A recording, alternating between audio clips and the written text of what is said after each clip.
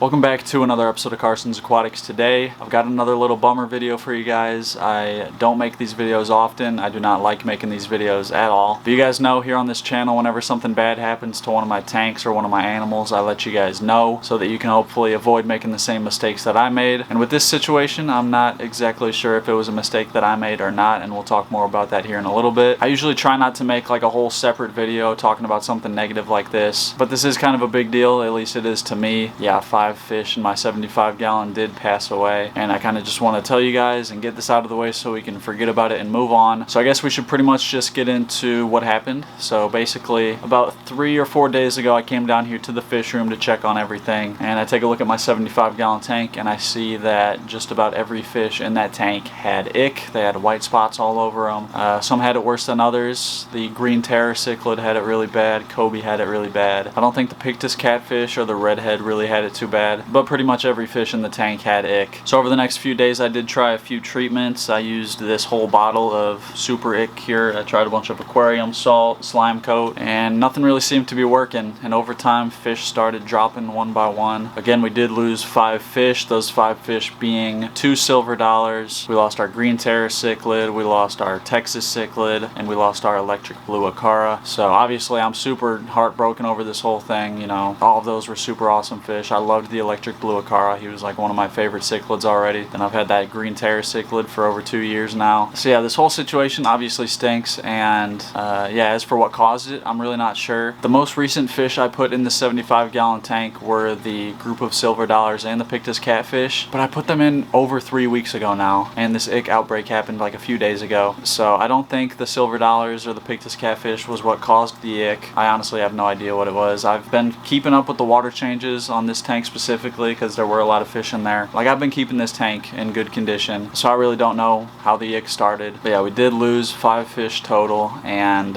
you guys know I always try and look on the bright side of things, and on the bright side, we did only lose half of the fish in this tank. We very well could have lost every fish in this tank. We still do have 5 fish alive in here, being the pictus catfish, the redhead cichlid, the firemouth cichlid, one of the silver dollars, and Kobe, our blood parrot.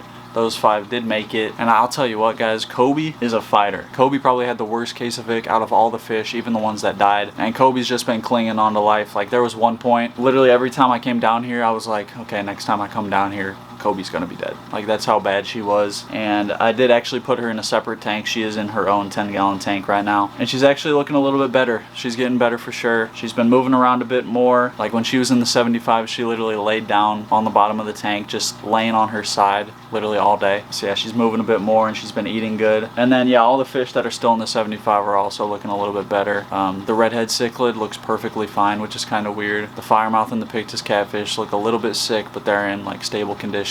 So yeah, that's pretty much what happened. I have never had a case of ick this bad. I've had fish with ick in the past, and I'm pretty sure they all survived. Like, I don't think I've lost a single fish to ick before this whole situation. But yeah, ick is a very serious disease, obviously, and it should not be taken lightly. Like, if you guys see ick in your tank, get on it immediately. And yeah, again, I just wanted to make this video, get it out of the way, let you guys know what happened. This whole situation isn't going to slow me down. If anything, it's going to do the opposite. When bad stuff like this happens to me and my tanks, it honestly motivates me to get a fresh start and come back better and stronger. So that's what we're going to do. I got a lot of awesome videos coming up. We're getting ready to do the turtle tank. We're setting up this 40-gallon right behind me for my flowerhorn Pluto. Probably going to get into saltwater soon, so we've got some really exciting stuff coming up, and it sucks that this whole ick outbreak kind of interrupted that, but it is what it is. We're going to give this tank probably a couple weeks to kind of sort itself out. Then when it's completely back to normal, we'll probably get some more awesome cichlids for it. And yeah, that's pretty much going to wrap up this video. Thank you guys for the support. I'm sorry this whole thing happened, but stuff happens in this hobby. You just gotta make a correction and move past it, I guess. I'll see you guys real soon with some happier videos, I promise. And yeah, I'm gonna see you in the next video.